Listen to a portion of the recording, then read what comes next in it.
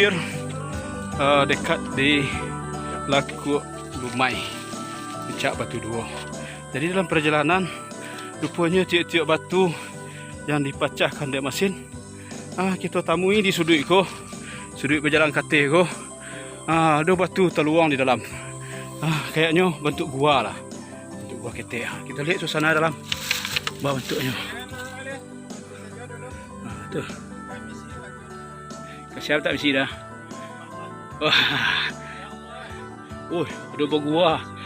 Batu gadang. Di dalam batu itu kayaknya ada kayak dalam gua. Ada garis-garis batu-batu yang mengandung air. Ada kerapanya. Cukuplah. Ini satu misteri kalau digali ke dalam. Mungkin dalam kok nampaknya. Di Sandiang Bukit ke mana? Di batu dipecahkan. Terbuka lah bentuk gua sampai yang sekarang berada di puncak Kota Basi.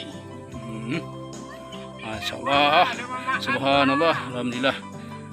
Kita lihat kok. Kami banyak pun nanti di puncak lagi. Tuhan maaf. Video batu kek kata. Saya kata nanti video maaf nanti. Ikut di Sandiang kok. Insya-Allah. Pulang mereka kita.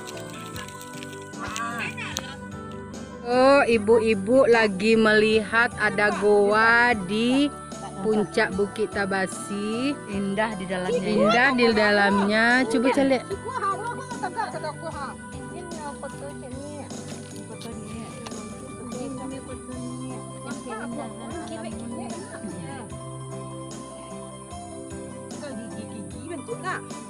Apa makapur?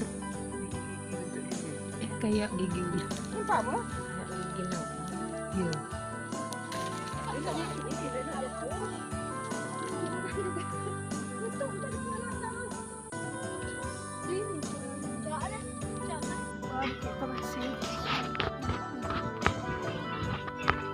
Assalamualaikum.